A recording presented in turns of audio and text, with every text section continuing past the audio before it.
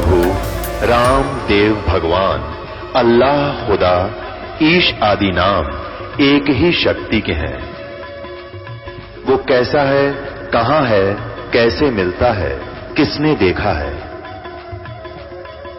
ये प्रश्नवाचक चिन्ह पूर्ण रूप से हटाने के लिए अवश्य सुनिए जगत गुरु तत्वदर्शी संत रामपाल जी महाराज के अमृत वचन सर्व पवित्र धर्मों के पवित्र शास्त्रों के आधार पर। अब परमात्मा ने कहा कि तीनों गुण का ये विस्तारा, रजगुण ब्रह्मा, सतगुण विष्णु, तमगुण शिव जी। गुण तीनों की भक्ति में भूल पड़ो संसार, कह कबीर निज नाम बिन कैसे उतरे पार।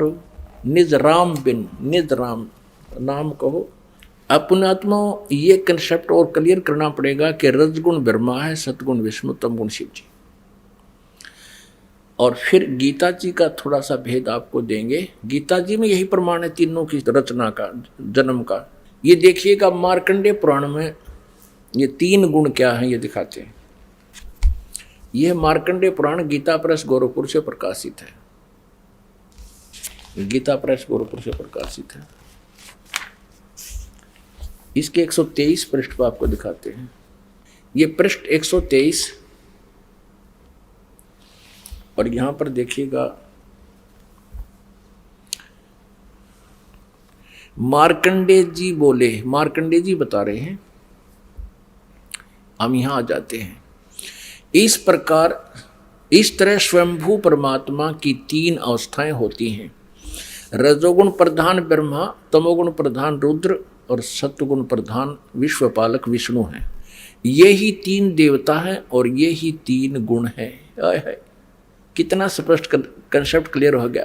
और भी क्लियर करते हैं, क्योंकि जब तक ये कंसेप्ट कति क्लियर नहीं बोलेगा कि रजगुण ब्रह्मा, सतगुण विष्णु, तमगुण शिव जी, तब तक यह बात सिर चढ़े नहीं कि गुण तीनों की भक्ति में ये भूल पड़ो संसारे, कह कबीर निज नाम बिना कैसे उतरो पार।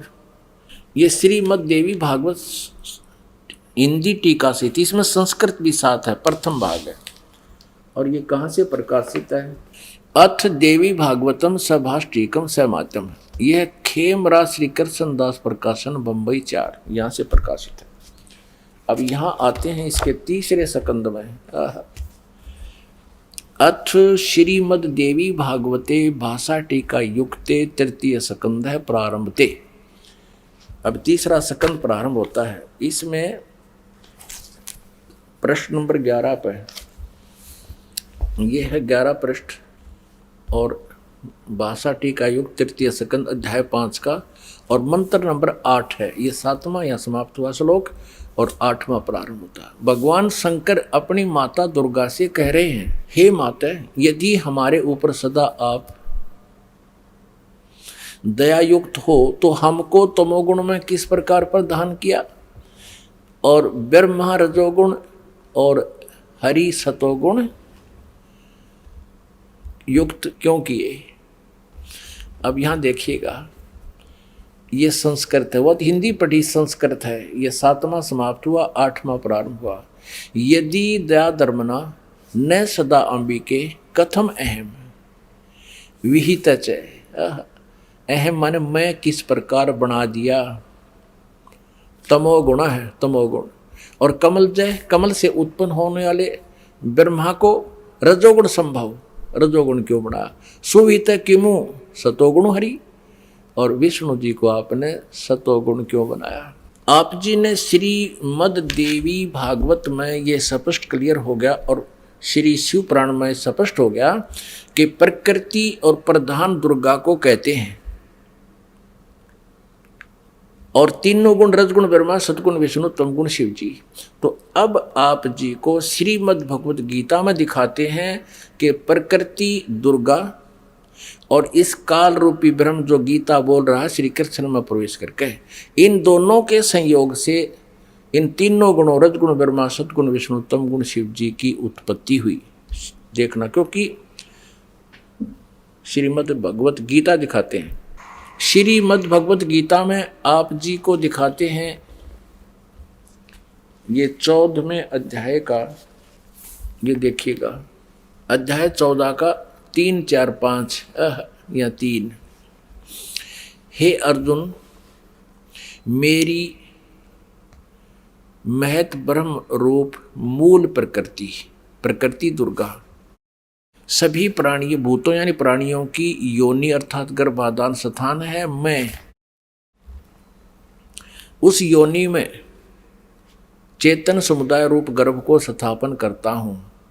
उस जड़ चेतन के तत्व माने उसके संयोग से सब प्राणियों की उत्पत्ति होती है, भूतों की उत्पत्ति होती है। 4 में, हे अर्जुन, नाना प्रकार की सब योनियों में यानी शरीरों में जितनी मूर्तियां अर्थात शरीरधारी प्राणी उत्पन्न होते हैं,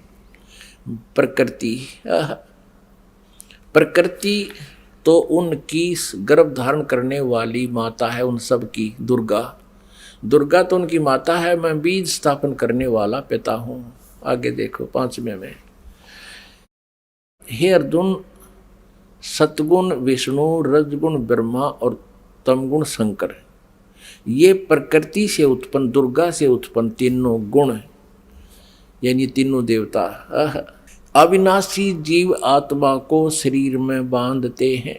यानी कर्मानुसार के अनुसार ये इन तीनों रजगुण ब्रह्मा, सतगुण विष्णु, तमगुण शिव जी ये दुर्गा से जन्मे हैं, इनका जन्म हुआ है।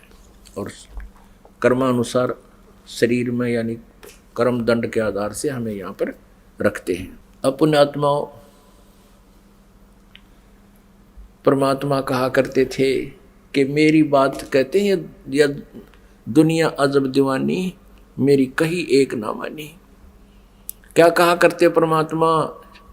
निरंजन धन तेरा दरबार, निरंजन धन तेरा दरबार, जहाँ पर तनिक ना न्याय विचार। कबीर परमेश्वर पूर्ण ब्रह्म परम पूज्य कबीर परमेश्वर जी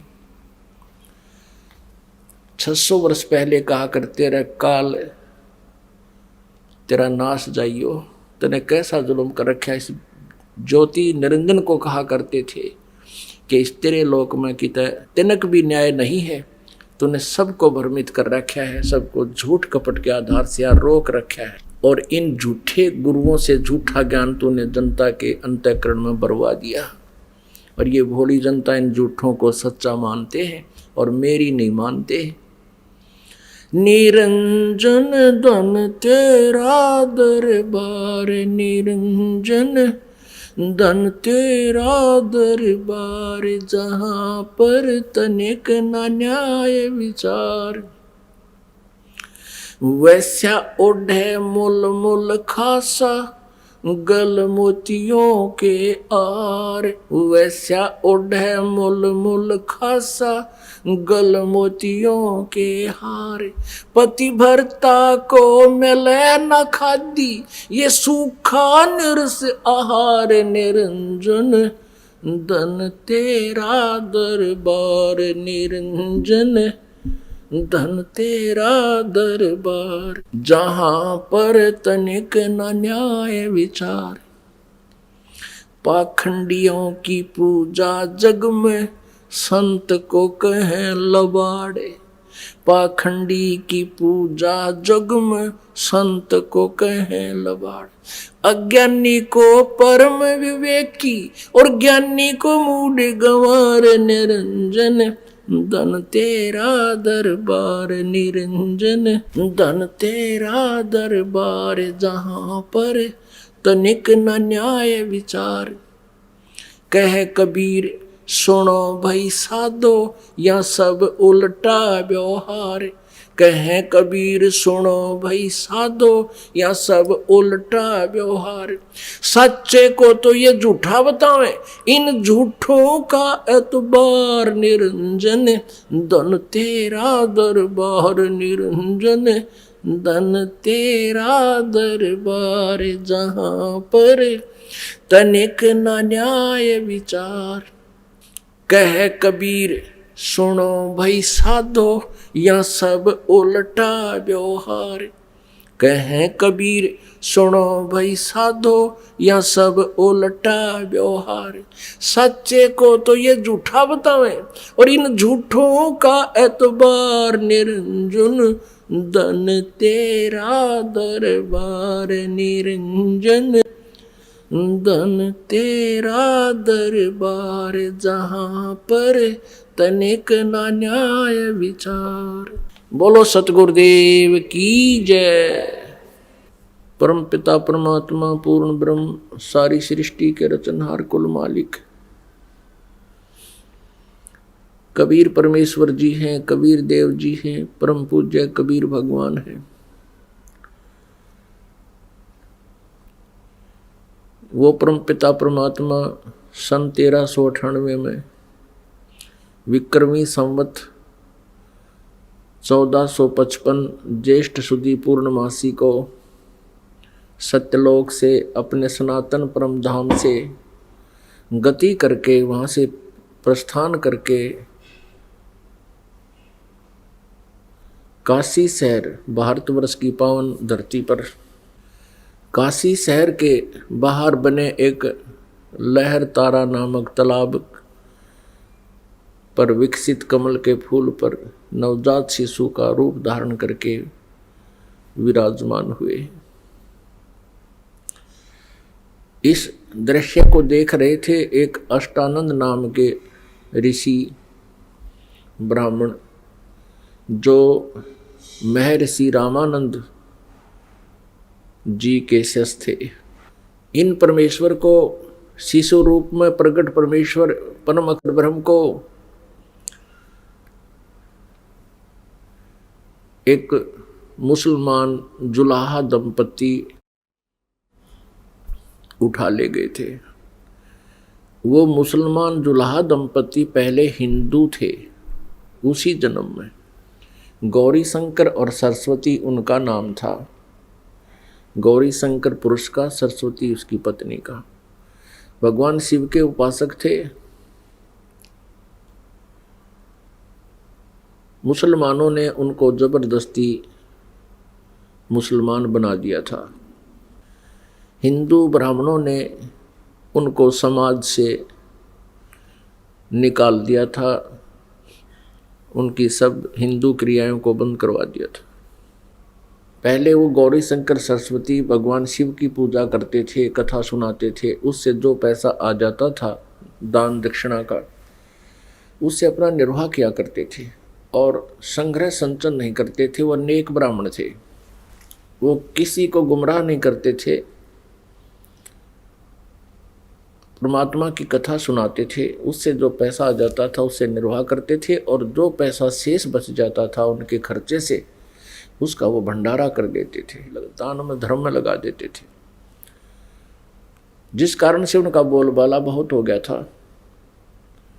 काशी के अंदर बहुत से हिंदू समाज उनको अधिक महत्व देते थे, जिस कारण से वे अन्य स्वार्थी ब्राह्मण उस गौरी शंकर से ईर्ष्या करते थे। इस बात का ज्ञान था उन मुसलमान पीरों को, गुरुओं को, काजी और मुल्लाओं को, कि ये गौरी शंकर हिंदू धर्म का अधिक प्रचार कर रहा है। बाकी जो ब्राह्मण थे वो अत्यधिक संख्या में थे, लेकिन वो केवल अपने स्वार्थवश ही दुनिया को अपने पीछे लगाए बैठे थे। अब मुसलमान काजी और मुल्लाओं ने, पीरों ने गौरी शंकर को जबरदस्ती मुसलमान बना दिया था। अब वो कथा नहीं कर सकता था, भगवान शिव की रोजी रोटी का भी संकट आ गया, जिस कारण से उन्होंने एक सस्ता काम शुरू कर दिया जुल्हाए का, जिसमें कुछ भी खर्चा नहीं होना था। 3-4 खुट्टे लठ गाड़ने थे, उसके धागा लपेट कर अपना कार्य शुरू कर देते थे, कपड़ा बुनते थे।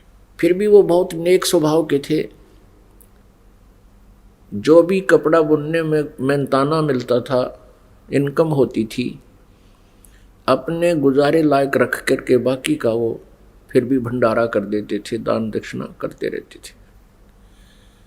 ऐसे वो फिर आगे चल के लंबा समय बीत जाने पर जुलाहा कहलाने लगे।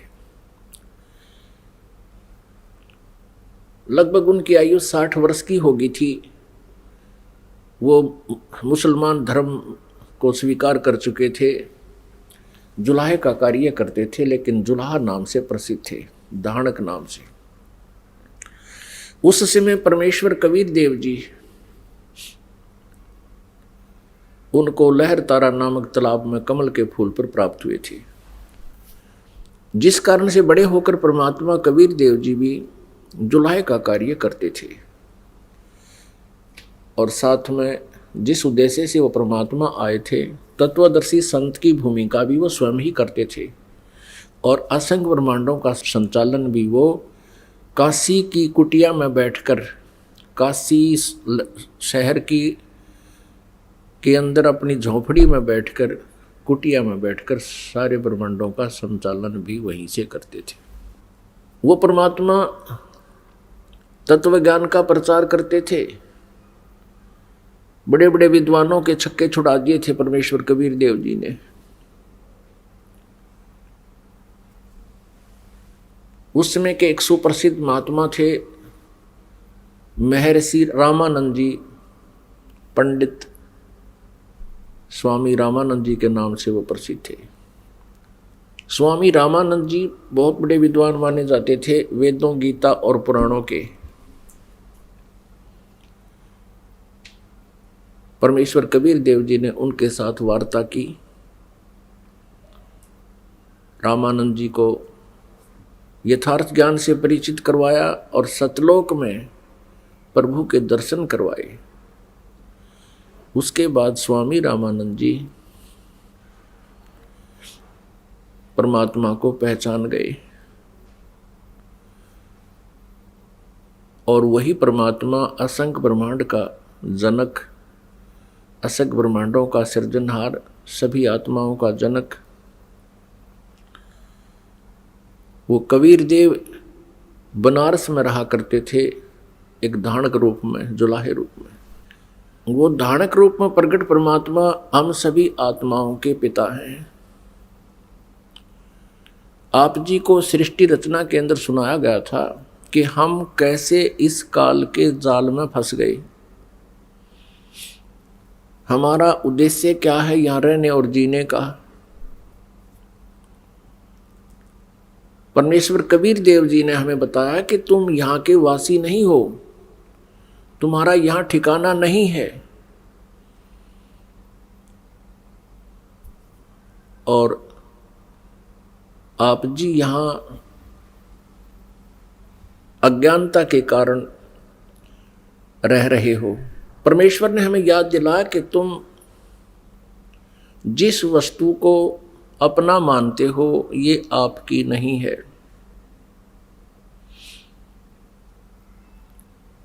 और आप सतलोक के रहने वाले हो। सतलोक किसे कहते हैं, वो कौन सा स्थान है?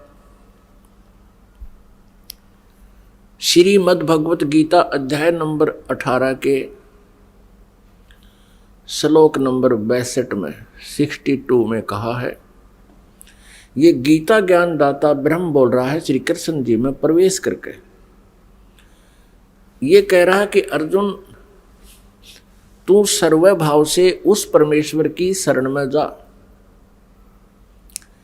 जिसकी कृपा से तू परम शांति को और सनातन परम धाम को प्राप्त होगा। वो सनातन परम धाम क्या है, परम शांति क्या है?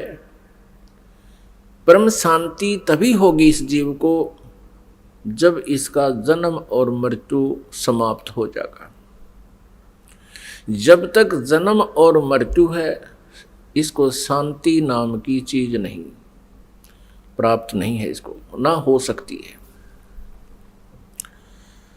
जन्म और मृत्यु समाप्त होने के बाद हम कहाँ रहेंगे, कहाँ जाएंगे? हम सतलोक में सनातन परम धाम में रहेंगे, जहाँ जाने के बाद भक्त साधक फिर लौटकर इस संसार में कभी नहीं आते। पुण्यात्माओं,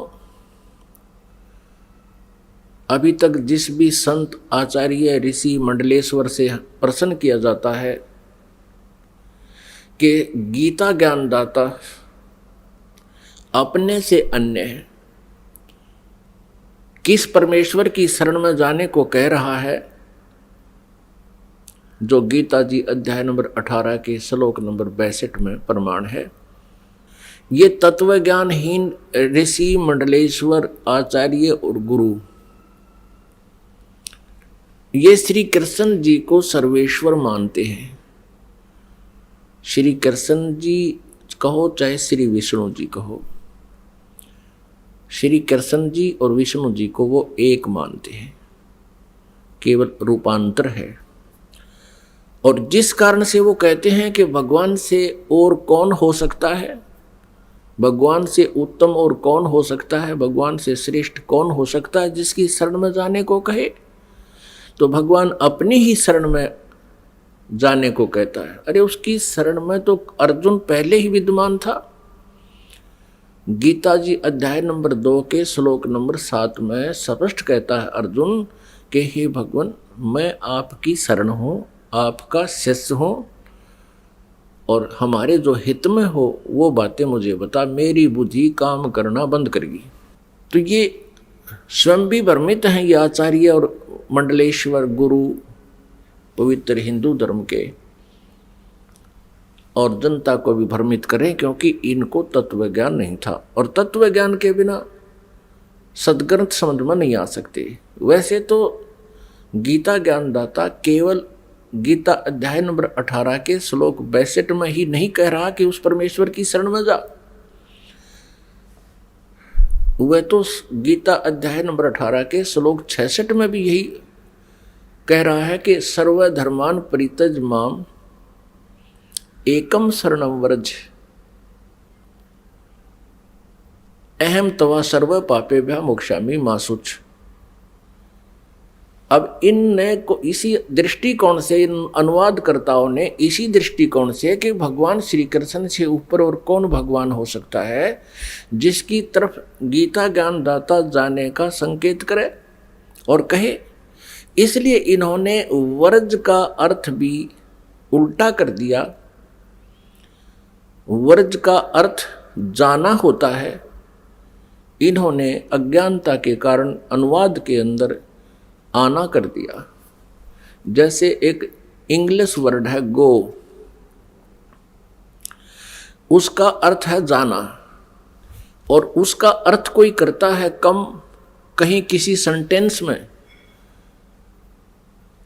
कम मीन आना और गो मीन जाना, तो वो उस सेंटेंस को समझ नहीं सका, जिस कारण से अर्थ उल्टा कर दिया, गो माने आना कर दिया। ये गलत कर दिया, बिल्कुल गलत कर दिया। वर्ज माने जाना होता है, आना नहीं होता। तो इस रहस्य को अभी आपके समक्ष बताते हैं कि श्री कृष्ण जी इज विष्णु जी, ये सभी मानते हैं, और श्री विष्णु जी सतोगुण है, ये भी मानते हैं। ये तो अंडरस्टूड है, हम बहुत बार पढ़ चुके हैं, सुन चुके हैं। और श्री ब्रह्मा जी रजोगुण है, और श्री शिव जी तमोगुण है। जैसा कि आपको सृष्टि रचना में बताया था कि इन तीनों गुणों की भक्ति करने वाले प्राणी मोक्ष प्राप्त नहीं करते। रजगुण ब्रह्मा, सतगुण विष्णु, तमगुण शिव जी। श्रीमद् भगवत गीता अध्याय नंबर 7 के श्लोक 12 से लेकर 15, 20 से लेकर 23, इनमें यही स्पष्ट किया गया है कि त्रिगुणमयी माया, तीनों गुण रजगुण ब्रह्मा, सतगुण विष्णु, तमगुण शिव जी से जो भी लाभ प्राप्त हो रहा है, तत्व ज्ञानहीन प्राणी उन्हीं तक सीमित हैं, उन्हीं की पूजाएं करते रहते हैं। वो मुझे नहीं बजते, गीता ज्ञानदाता ब्रह्म कह रहा है श्री कृष्ण जी में प्रवेश करके। 7वें अध्याय के 16 से लेकर 18 तक उन 3 श्लोकों में अपने विषय में कह रहे हैं गीता ज्ञानदाता कि मेरी साधना भी 4 प्रकार के करते हैं। एक अर्थार्थी, आर्थ, जिज्ञासु और ज्ञानी, इन तीनों को रिजेक्ट करता है गीता ज्ञानदाता, और चौथे ज्ञानी को कहता है कि वो मुझे बहुत अच्छे लगते हैं क्योंकि उन्होंने अन्य देवताओं की पूजा त्याग कर केवल मुझ ब्रह्म की साधना ही प्रारंभ कर दी है। वो फिर 7वें अध्याय के 18वें श्लोक में कहता कि वो ज्ञानी आत्मा है तो नेक भद्र पुरुष है, लेकिन उनको तत्व ज्ञान ना होने से, परम अक्षर ब्रह्म की जानकारी ना होने से वो मेरे वाली अनुत्तम घटिया साधना में ही लीन है।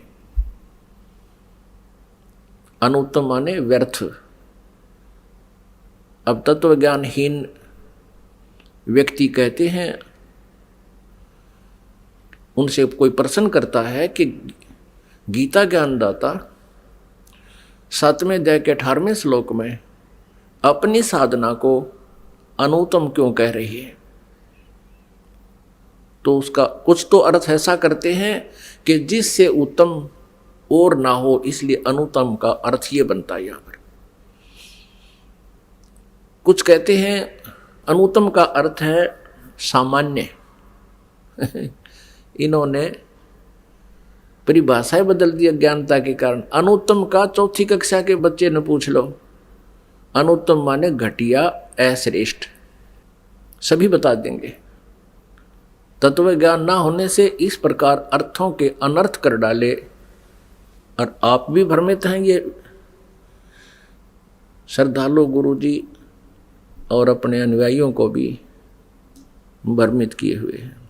अब यहाँ गीता ज्ञानदाता 7वें अध्याय के 18वें श्लोक में कह रहा है कि मेरी साधना भी अनुत्तम है क्योंकि जन्म और मृत्यु मेरी साधना से, ब्रह्म साधना से समाप्त नहीं होती। गीता जी अध्याय नंबर 4 के श्लोक नंबर 5 और 9 में गीता ज्ञानदाता कहता है कि मेरे और तेरे अर्जुन बहुत जन्म हो चुके हैं, तू नहीं जानता, मैं जानता हूं। मेरे जन्म और कर्म दिव्य हैं, अलौकिक हैं। गीता अध्याय नंबर 2 के श्लोक नंबर 12 में गीता ज्ञानदाता कहता है, अर्जुन तू और मैं और ये सभी योद्धा सैनिक पहले भी थे, आगे भी अपना जन्म होगा, ये ना सोच कि हम अभी है। गीता जी अध्याय नंबर 2 के श्लोक नंबर 17 में कहता है कि अविनाशी तो उसको जान जिसको मारने में कोई सक्षम नहीं है और जिसने सब ब्रह्मांडों की रचना की है, वो अन्य परमात्मा है, गीता ज्ञानदाता से अन्य है और है। गीता जी अध्याय नंबर 10 के श्लोक नंबर 2 में गीता ज्ञानदाता कहता है कि मेरी उत्पत्ति को न तो ये देवता जानते हैं, न ऋषि, न ये सिद्ध पुरुष जानते हैं, क्योंकि इनकी उत्पत्ति मेरे से ही हुई है। क्योंकि ब्रह्मा विष्णु महेश का जन्म इस ब्रह्म और दुर्गा के संयोग से पति पत्नी व्यवहार से हुआ है, तो पिता की उत्पत्ति को संतान नहीं जान सकती, दादाजी बता सकता है। अब हम काल की फर्द में चढ़ गए, किस कारण से हम अब इसके पुत्र हो गए, लेकिन वास्तव में हमारा पिता वो परम अक्षर ब्रह्म है, वो कबीर देव है। तो यह प्रसंग चल रहा है कि गीता ज्ञानदाता का भी जन्म और मृत्यु होता है, ये अविनाशी नहीं है। अब जिस कारण से ये अपनी साधना को भी अनुत्तम कह रहा है, घटिया कहता है। अब हम वहीं पर आते हैं कि जब तक जन्म मृत्यु है ये शांति प्राप्त नहीं हो सकती। इसलिए गीता ज्ञानदाता गीता अध्याय नंबर 18 के श्लोक नंबर 62 में और 66 में कह रहा है कि तू सर्वभाव से उस परमेश्वर की शरण में जा जिसकी कृपा से तू परम शांति को और सनातन परम धाम को प्राप्त होगा। सनातन परम धाम वो स्थान है जहां जाने के बाद प्राणी की फिर पुनः मृत्यु नहीं होती, ना वो वर्ध होता वहां पर। वह ऐसी ही सृष्टि है, लेकिन वहाँ का मटेरियल ऑफ बॉडी वो अविनाशी है। वहाँ का जो हमें शरीर मिलेगा वो नाश नहीं होता, उसमें वृद्ध अवस्था नहीं है, वहाँ में नाड़ी का जोड़ जुगाड़ नहीं है। वहाँ पर हम जितना आहार करेंगे वो बॉडी में ही कंज्यूम हो जाएगा, उसका विसर्जन नहीं है। बहुत सुंदर आहार है वहाँ पर, हर तरह के संकट से वहाँ बचा जाएगा, वहाँ परम शांति होगी। अब यहाँ तक किसी का कब्ज हो रही है तो किसी का दोस्त लाग गए, किसी का डाइजेस्टिव सिस्टम खत्म हो रहा है कि तो बहुत तरह की समस्याएं इस शरीर में हमारे साथ रहती हैं। तो वहाँ ये भी नहीं है, तो परम शांति होगी, जन्म मृत्यु नहीं होगा, किसी का कोई कर्ज लोन नहीं होगा, और वहाँ कोई किसी के ऊपर एक प्रभु को छोड़कर अन्य कोई प्रभु नहीं होगा, सब एक जैसे दास भाव में रहेंगे। तो वहाँ एक जैसा आहार, एक जैसे रहन सहन, वहाँ राग द्वेष ऑटोमेटिकली समाप्त हो जाता है। अब गीता ज्ञानदाता से अर्जुन ने पूछा, गीता अध्याय नंबर 8 के श्लोक नंबर 1 में, कि हे प्रभु, आपने गीता अध्याय नंबर 7 के श्लोक नंबर 29 में जिस तत्व ब्रह्म के विषय में जानकारी बताई है कि उस तत्व ब्रह्म को जानते हैं और पूरे अध्यात्म ज्ञान से परिचित हैं, और जो सभी कर्मों से परिचित हैं, वो साधक केवल जरा और मरण से छूटने का ही प्रयत्न करते हैं।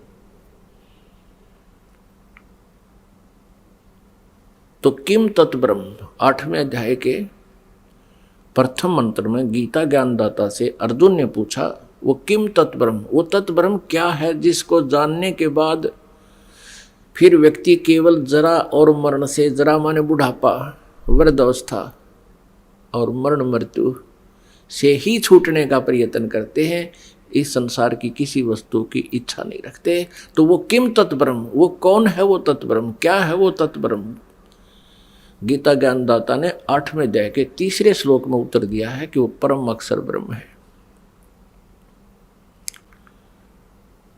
अब पुण्यात्माओं, गीता ज्ञानदाता श्री कृष्ण में प्रवेश करके वो ब्रह्म है, सर्वपुरुष है, ये काल रूपी ब्रह्म है।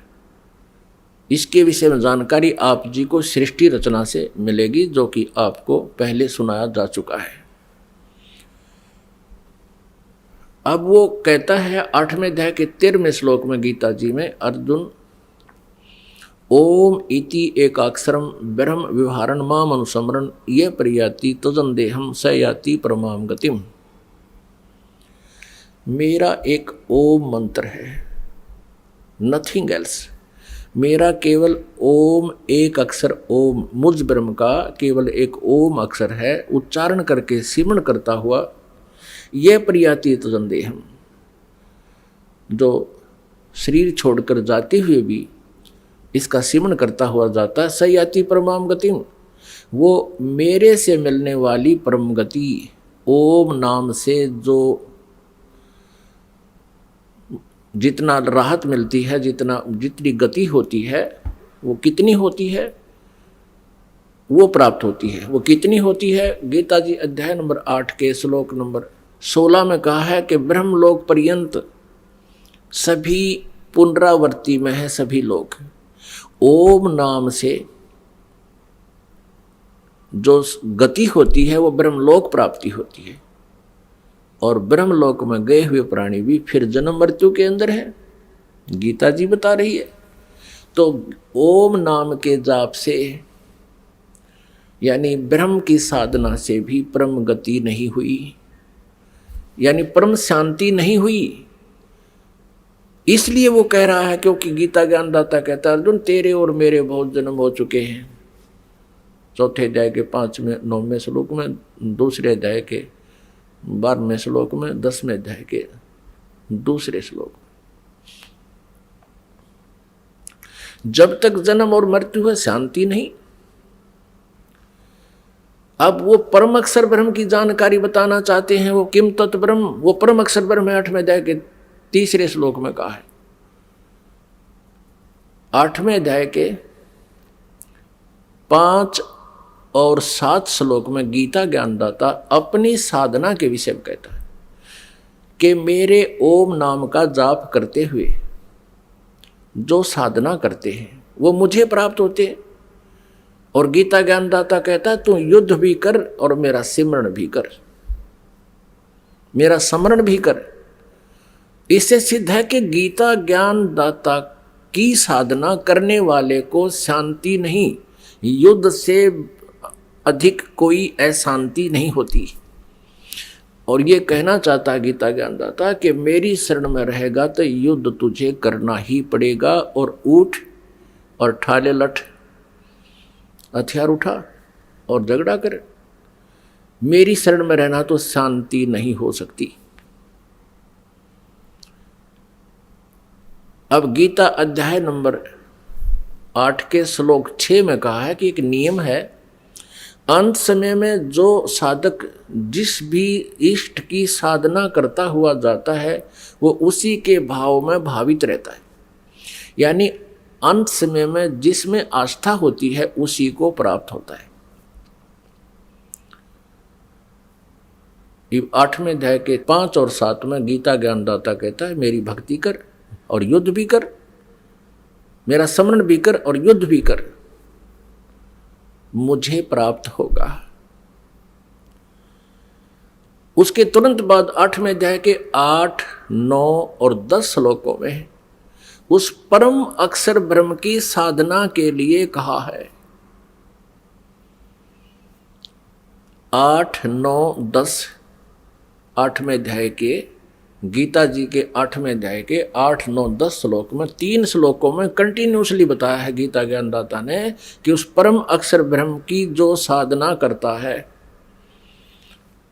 अर्थात उस दिव्य परम पुरुष की जो भक्ति करता है जो गीता ज्ञानदाता से अन्य है, तो उसी को प्राप्त होता है भक्ति के बल से, योग के बल से। योग माने साधना, और साधना की भक्ति की शक्ति से।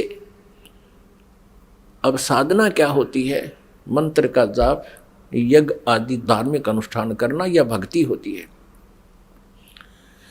अपनी भक्ति बता दी कि केवल ओम नाम है ब्रह्म का, इससे अतिरिक्त कोई भी मंत्र कोई जाप करता, हरे राम हरे कृष्ण राधे श्याम सीताराम राधे राधे श्याम मिला दे, ओम नमः भागवते वासुदेव नमः, ओम नमः शिवाय, ये मनमाना आचरण है जो मोक्षदायक नहीं है, कोई लाभ इनसे नहीं होता।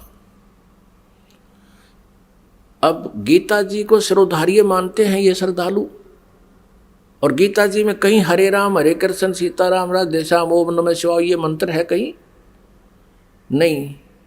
यदि किसी वेद और गीता को छोड़कर अन्य किसी शास्त्र में, पुराणों आदि में कोई वर्णन है तो वो उस ऋषि विशेष की अपनी सोच है, भगवान का आदेश नहीं है और विधान नहीं है। तो यहाँ गीता अध्याय नंबर 8 के श्लोक 8, 9, 10 में गीता ज्ञानदाता किसी अन्य परमात्मा की साधना के लिए कह रहा है, और उसके लिए गीता अध्याय नंबर 4 के श्लोक नंबर 34 में कहा है कि जो तत्व ज्ञान सच्चिदानंद घन ब्रह्म की वाणी में है, 4 अध्याय के 32वें श्लोक में, उस तत्व ज्ञान को तत्वदर्शी संतों के पास जाकर समझ उस परमात्म तत्व की, यानी गीता ज्ञान दाता से अन्य जो परमात्मा परम अक्षर ब्रह्म है उसकी जानकारी वही बताएंगे। गीता ज्ञान दाता को उसका पता नहीं। फिर गीता ज्ञान दाता ने कहा है कि उस तत्वदर्शी संत की पहचान बताई है अध्याय नंबर 15 के श्लोक नंबर 1 से लेकर 4 में। 1 में बताया है कि उल्टा लटका हुआ संसार रूपी वृक्ष है, ऊपर को मूल मालिक तो जड़ है उसकी, और नीचे तीनों गुणों रूपी शाखा है, रजगुण ब्रह्मा सतगुण विष्णु तमगुण शिव जी। और इस पूरे संसार रूपी वृक्ष के सभी विभागों को, जड़ कौन है, तना कौन है, डार कौन है, शाखा कौन है, पत्ते कौन है, जो संत ये बता देगा, बिल्कुल डिफाइन कर देगा भिन्न भिन्न, स वेदविद, वो वेद के तात्पर्य को जानने वाला है, अर्थात वो तत्वदर्शी संत है। परमेश्वर कबीर देव जी स्वयं आए थे, उस समय स्वयं ही वो तत्व ज्ञान का प्रचार करते थे। कहते थे अक्षर पुरुष एक पेड़ है, निरंजन वा की डार, और तीनों देवा शाखा है, ये पात रूप संसार। अब यहाँ अक्षर पुरुष आया है। अक्षर पुरुष एक पेड़ है, जैसे जमीन से बाहर जो हिस्सा दिखाई देता है तुरंत बाद वो तना होता है। अक्षर पुरुष तो तना है उस पेड़ का, संसार रूपी वृक्ष का। और सरपुरुष जिसे ज्योति निरंजन भी कहते हैं, काल रूपी ब्रह्म भी कहते हैं, जिसे ब्रह्म भी कहा जाता है, वो डार है, जो तने से तुरंत निकलती है, मोटी डार। और डार के फिर 3 शाखा, आगे शाखाएं होती हैं पतली पतली, वो तीनों गुण रूपी शाखा है, रजगुण ब्रह्मा, सतगुण विष्णु, तम गुण शिव जी, और पात रूप संसार। हम फिर आगे पत्ते रूप में हैं, और जड़ जो है वो गुप्त है, प्रोक्ष है। अब श्रीमद् भगवत गीता वेदों का सारांश है, कोड वर्डों में संक्षिप्त ज्ञान है, और इसमें कुछ गीता ज्ञानदाता का अपना मत है, इसके अपने विचार हैं। गीता ज्ञानदाता में जहाँ इसके अपने विचार हैं वो मान्य नहीं है, जो वेदों से नहीं मिलते हैं। तो यजुर्वेद अध्याय नंबर 40 के मंत्र नंबर 15 में स्पष्ट किया है, वायु अनिलम अथ इदम भस्मांतम शरीरम ओम कर्तु समर किलबे समर और कर्तुम समर। अब वेद ज्ञान भी ये ब्रह्म दे रहा है, वहाँ इसका कोई स्वार्थ नहीं था, कोई अटकल लगाने का, कोई युद्ध कराने का, इसलिए इसने स्पष्ट ज्ञान दिया है। और यहाँ गीता ज्ञान बोलते समय इसका उद्देश्य केवल युद्ध करवाना ही था, क्योंकि अर्जुन मना कर रहा था और श्री कृष्ण भी पहले मना कर रहे थे। अब श्री कृष्ण में प्रवेश करके ये काल ये युद्ध करवाना चाह रहा था, इसलिए इसने अपना मत भी प्रवेश कर दिया श्रीमद् भगवद गीता में। तो यजुर्वेद अध्याय नंबर 40 के श्लोक नंबर 17 में अंतिम अध्याय है यजुर्वेद का 40वां, और 17वां मंत्र भी अंतिम है, यानी यजुर्वेद का निष्कर्ष है उसके ऊपर। उसमें लिखा है कि ये वेद ज्ञानदाता ब्रह्म है, ये कह रहा है कि वो परम अक्षर जो पूर्ण परमात्मा है वो तो परोक्ष है, वो तो गुप्त है ऊपर, और मैं ब्रह्म हूँ, मैं ब्रह्मलोक रूपी आकाश में रहता हूँ, मेरा ओम नाम है, वो गुप्त है। तो यहाँ गीता अध्याय नंबर 15 के श्लोक 1 से 4 में है, और 16 और 17 में है। ये निर्णायक ज्ञान है इस पूरे अध्यात्म ज्ञान का। अब यहां बताया कि अक्षर पुरुष एक पेड़ है, और निरंजन ये सरपुरुष है, सरपुरुष, इसको सरपुरुष भी कहते हैं निरंजन, वा की डार और तीनों देवा शाखा हैं, ये पात रूप संसार। अब आपको दिखाते हैं एक चित्र, श्रीमद् भगवत गीता अध्याय नंबर 15 के श्लोक नंबर 1 से 4 और 16-17 को समझने के लिए इस चित्र का देखना अनिवार्य है। अब देखिएगा संसार रूपी वृक्ष का चित्र। ये समझो एक संसार रूपी वृक्ष है, उल्टा लटका हुआ, ऊर्ध्व मूलम अधः शाखम, ऊपर को जड़ और नीचे को तीनों शाखा वाला। यह संसार रूपी पीपल का अविनाशी वृक्ष कहा गया है। और इसके छंदासी यानी जिसके विभाग पत्ते आदि जो हैं, जो इनको जानता है, इन सभी विभागों को जो जानता है, स वेदविद, वो तत्वदर्शी संत है। यहां देखिएगा। अब ये जो जमीन से बाहर दिखाई देता है ये एक पेड़ कहलाता है। अक्षर पुरुष एक पेड़ है और निरंजन ये मोटी डार, निरंजन वा की डार, ये अक्षर पुरुष तो तना है, इसको परब्रह्म भी कहते हैं, अक्षर पुरुष भी कहते हैं और परब्रह्म भी कहते हैं, यानी ब्रह्म से नेक्स्ट।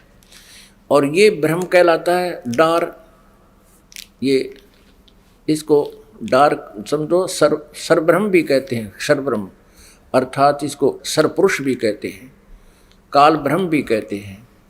ये एक डार है। और फिर इसके ये तीनों गुण रूपी शाखा हैं, ये तीनों देवा शाखा हैं, ये पात रूप संसार। अब हम और आप तो यहाँ लटके हुए हैं, इनसे आगे हैं। अक्षर पुरुष एक पेड़ है, निरंजन वा की डार, यानी इस ज्योति निरंजन भी कहते हैं, इस सरपुरुष भी कहते हैं, ये ब्रह्म भी प्रसिद्ध हो रहा है। और तीनों देवा शाखा है, ये पात रूप संसार। अब ये जड़ कौन है? ये परम अक्षर ब्रह्म है, जो तीनों लोकों में प्रवेश करके सबका धारण पोषण करता है। ये परम अक्षर ब्रह्म है, पूर्ण ब्रह्म है, परमेश्वर है। अब आप जी को श्रीमद् भगवत गीता दिखाते हैं, देखिएगा। ये है श्रीमद् भगवत गीता, जयदयाल गोविंद का इसके अनुवादक है। अध्याय नंबर 15, अथ पंचदशो अध्याय। इसका प्रथम मंत्र ये देखिएगा। ऊर्ध्व मूलम अधः शाखम। ऊर्ध्व माने ऊपर को, अधः माने नीचे को, अश्वत्थम प्राहु अव्यम, छंदासी यस्य प्रणानी ये तम वेद स वेदवित। ये प्रथम मंत्र है। इसका अर्थ है कि ऊपर को जड़ वाला, नीचे को शाखा वाला, ये संसार रूपी पीपल का वृक्ष अविनाशी कहा गया है। छंदासी यस्य प्रणानी, इसके विभाग हैं पत्ते आदि। और ये तम वेद यानी संसार रूपी वृक्ष के सभी विभागों को जो जानता है, स वेदवित, वह वेद के तात्पर्य को जानने वाला है, अर्थात वह तत्वदर्शी संत है। इनका अनुवाद देखिएगा। आदि पुरुष परमेश्वर मूल वाले, और अधः शाखम, यहां अधः का अर्थ इन्होंने गलत कर दिया, ब्रह्मा रूप मुख्य शाखा वाले नहीं। अधः माने नीचे करना चाहिए। देखो दूसरे श्लोक में 2 बार अधः, मूल पाठ में अधः अधः 2 बार है, और इन्होंने यहां अनुवाद ठीक किया है। इसमें इसका अनुवाद यहां कराया। अधः माने नीचे, अधः माने नीचे, और अधः माने नीचे, बिल्कुल ठीक है। यहां ये विचलित हो गए। प्रथम श्लोक में 15वें अध्याय के में इन्होंने अधः का अर्थ गलत कर दिया। ब्रह्मा रूप मुख्य शाखा वाले, इनकी बुद्धि इन ब्रह्मा विष्णु महेश से ऊपर गई ही नहीं, इस करके अनर्थ कर डाले इन सदग्रंथों के अर्थों के। आदि पुरुष परमेश्वर, ऊपर को तो ऊर्ध्व मूलम यह लिखना था, ऊपर को जड़ वाले, ऊपर को जड़ तो आदि पुरुष परमेश्वर मूल रूपी वो भगवान परम अक्षर ब्रह्म है, और नीचे को तीनों गुण रूपी शाखा है। तीनों आगे गुण रूपी भी दिखाएंगे आपको। संसार रूपी पीपल के वृक्ष को अविनाशी कहते हैं, वेद जिसके पत्ते कहे गए हैं। छंदासी का अर्थ है वेद करते, छंद माने विभाग होते हैं, पत्ते आते उसके विभाग कहे गए हैं। उस संसार रूपी वृक्ष को जो मूल सही तत्व से जानता है, यानी जड़ से लेकर सबको जानता है, स वेदवित। स वह वेदवित माने वेद के तात्पर्य को जानने वाला है, अर्थात वो तत्वदर्शी संत है। अब दूसरे श्लोक में देखिए 15वें अध्याय के।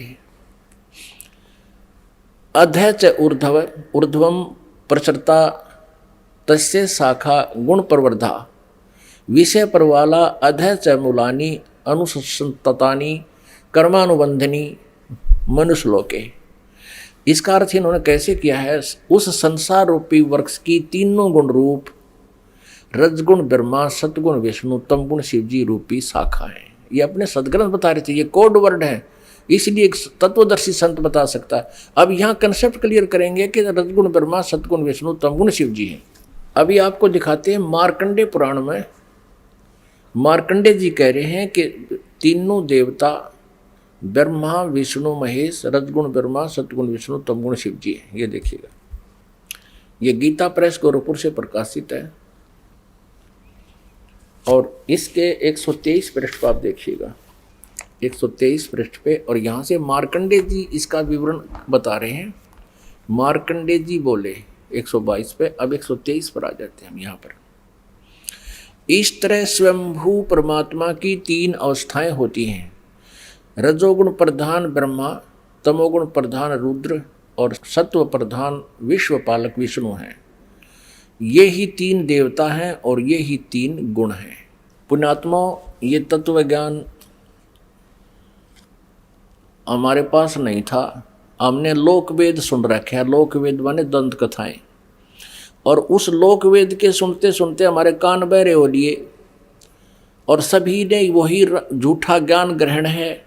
उसको सुनने में कोई ऑब्जेक्शन नहीं। जहाँ से जिस ऋषि संत में आचार्य मंडलेश्वर से, गुरु से हम सुनते आए हिंदू धर्म में, तो यही लोकवेद सुनाते थे।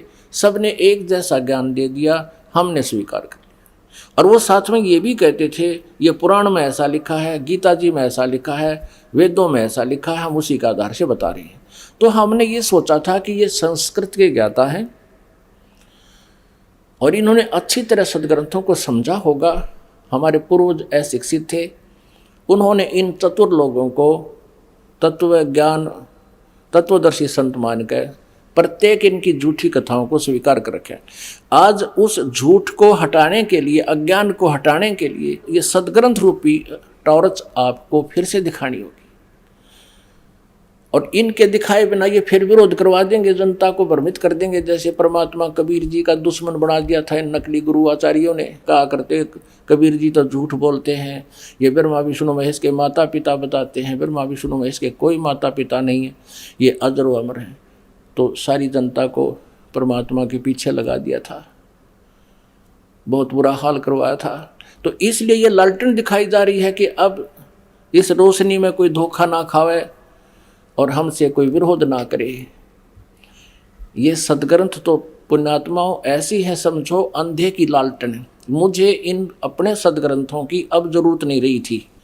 क्यों नहीं रही थी? क्योंकि गीता अध्याय नंबर 4 के श्लोक नंबर 32 में जिस तत्व ज्ञान के विषय में कहा है, और चौथे अध्याय के 34वें श्लोक में सच्चिदानंद घन ब्रह्म की वाणी को तत्व ज्ञान कहा है और उसको तत्वदर्शी संतों से पूछने को कहा, तो वो तत्वदर्शी संत दास को मिल गया था। और वो सच्चिदानंद घन ब्रह्म की वाणी वो तत्व ज्ञान दास के पास उपलब्ध था, जिसमें ये सभी ज्ञान जो दास आपको सदग्रंथों से भी रूबरू करा रहा है, ये पहले विद्यमान था उस 5वें वेद में। अब उस 5वें वेद का आप जी को ज्ञान नहीं, उस 5वें वेद को सत्य सिद्ध करने के लिए कि जो हमारे सदग्रंथ बताते हैं वो परमात्मा ने पहले 600 वर्ष पहले ही बता रखा है। और आपके हृदय में यह सच्चाई जमाने के लिए, जचाने के लिए, विश्वास दिलाने के लिए सदग्रंथ दिखाने पड़ रहे हैं। अब नहीं तो आप विरोध कर देते। अब विरोध तो दास का हुआ था, ये क्रोथा कांड इसी का परिणाम था कि सदग्रंथों के आधार से दास सत्य बता रहा था और जिन अज्ञान सुन रखा था उनके आचार्यों ने, गुरुओं ने उन भोली आत्माओं को भ्रमित करके ये क्रोथा कांड करा दिया। अब ये सच्चाई फिर सामने आ रही है, क्योंकि हम जो क्रोथा आश्रम में जो ज्ञान देते थे वही यहाँ दे रहे हैं। 4था वर्ष हो गया यहाँ पर। अब क्यों नहीं आते वो बकवाद करने के लिए? क्योंकि जनता को पता लग गया कि वो बकवाद कर रहे थे, झूठे थे वो आचार्य लोग, वो निकम्मी आत्मा थी। उनका स्वार्थ यही था कि तो जनता को सच्चाई का पता ना लगे और उन्होंने किसी के कल्याण से कोई लेना देना नहीं। और हमने ये ठेका ले लिया जनता के कल्याण का, और परमेश्वर कबीर देव जी ने ये ठेका दे दिया। अब हमने तो ये काम करना पड़ेगा, हम इसको छोड़ नहीं सकते। तो ऐसे विरोध ना होने के का कारण यही है अब कि उनकी दाल नहीं गली। नहीं तो पहले के जुल्म करवा दिया इन अज्ञानी लोगों ने, ऐसे नकली गुरुओं और आचार्यों ने। ईसा मसीह जी को भी ऐसे ही कहा था, ये झूठा है, ऐसा है, उनको भी क्रश करवा दिया। लेकिन अब इनकी दाल नहीं गलेगी, क्योंकि सदग्रंथ अपने पास है, हम सब शिक्षित हैं, शिक्षा का हमें लाभ भी अब मिलेगा। तो इस सदग्रंथों को आपके रूबरू कराना इस दास का उद्देश्य है। आपको लालटेन यानी रोशनी दिखाना, कहीं मेरे से विरोध ना कर बैठो और सच्चाई से फिर वंचित रह जाओ। एक अंधा व्यक्ति अंधेरे में रात्रि के समय जगती हुई लालटेन लेके जा रहा था। ये समझ लो टॉर्च लालटेन होती थी, इसमें तेल डाला जाता था, वो जलती थी। आगे से बच्चे आ रहे थे उछल कूद करते हुए। अंधे व्यक्ति ने कहा कि बेटा देखियो, मैं अंधा हूं, मुझे दिखाई नहीं देता है, मैं अंधा हूं, ध्यान से चलना। अब बच्चों ने पूछा कि बाबा सचमुच तुम अंधे हो? हाँ बेटा मैं अंधा हूं, मुझे दिखाई नहीं देता। फिर उन्होंने पूछा कि फिर लालटेन किस लिए ले रखी आपने? कि तुम आंखों वालों के लिए, कहीं मेरे में टक्कर ना मार दो, बुढ़े आदमी की देह ही तोड़ दो। ये लालटेन तुम्हारे लिए ले रखी है बेटा। तो पुण्यात्माओं, ये सदग्रंथ दास ने इसलिए ले रखे हैं, यह लालटेन है। कोई इन नकली गुरुओं आचार्यों से भ्रमित होकर के दास से ना टकरावे, हमारे साथ ना कोई झगड़ा ठान ले, इसलिए लालटेन दिखानी आवश्यक है पग पग पर। अब देखिएगा श्रीमद् देवी भागवत हिंदी टीका सहित, जिसमें ये तीनों गुण प्रमाणित करने हैं रजगुण ब्रह्मा, सतगुण विष्णु, तमगुण शिव जी। अथ देवी भागवतम सभाष्टीकम सहमात्यम खेमराज श्री कृष्ण दास प्रकाशन बंबई। अब तीसरे स्कंद पर आते हैं। अथ श्री मद देवी भागवते बासा टीका युक्ते तृतीय स्कंद प्रारंभते। अब इसके 11 नंबर पृष्ठ पर आपको दिखाते हैं। ये 11 नंबर पृष्ठ है और ये है 5वां अध्याय, तृतीय स्कंद का 5वां अध्याय, और 5वें अध्याय का 8वां मंत्र हम पढ़ेंगे श्लोक। ये 7वां श्लोक समाप्त हुआ, 8वां प्रारंभ होता है। हे माता, भगवान शंकर जी कह रहे हैं दुर्गा से, अपनी माँ से, हे माता, यदि हमारे ऊपर सदा आप दया युक्त हो तो हमको यानी मुझे तमोगुण में किस प्रकार प्रदान किया है, ब्रह्मा रजोगुण और हरि यानी विष्णु को सतोगुण क्यों युक्त किए। अब ये तो आपने हिंदी पढ़ी, यहाँ इसकी संस्कृत है। 7वां श्लोक समाप्त हुआ, 8वां प्रारंभ होता है। यदि दया धर्मना न सदा अंबिके कथम अहम विहिता च, यदि आप दयालु हैं हमारे ऊपर तो हमें क्यों बना दिया, कथम अहम विहिता च, मैं क्यों बना दिया, तमोगुण है, तमोगुण। और कमल जय, कमल से उत्पन्न होने वाले ब्रह्मा को रजोगुण संभव, उसको रजोगुण क्यों बनाया, सुविहिता क्यों सतोगुण हरि, और विष्णु जी को आपने सतोगुण क्यों बना दिया। अपने आत्माओं, अब आपके समझ में आएगा पवित्र श्रीमद् भगवत गीता जी का अमृत ज्ञान। ऊर्ध्व मूलम अधः शाकम अश्वत्थम प्राहु अवम छंदासी यस्य प्रणानी ये तम वेद स वेदवित्। 15वें अध्याय का प्रथम मंत्र के ऊपर को जड़ और नीचे को शाखा वाला ये अविनाशी पीपल का वृक्ष कहा गया है। छंदासी यस्य प्रणानी, जिसके पत्ते आदि विभाग हैं, क्योंकि ऊपर को जड़ नीचे को शाखा बता दी, पत्ते बता दी, कहती ये विभाग हैं उसके। और ये तम वेद, जो इनको मूल सहित जानता है, तत्व से जानता है, यानी सभी विभागों को बताता, स वेदवित्, वो तत्वदर्शी संत है, वह वेद के तात्पर्य को जानने वाला है। परमेश्वर कबीर देव जी ने 600 वर्ष पहले उस अपनी सच्चिदानंद घन ब्रह्म की वाणी में, कबीर वाणी में कहा है, कबीर अक्षर पुरुष एक पेड़ है, निरंजन वा की डारे, तीनों देवा शाखा है, भाई पात रूप संसारे। एक के श्लोक में, एक के सेंटेंस में, अमृतवाणी में परमात्मा ने पूरा ज्ञान समझा दिया।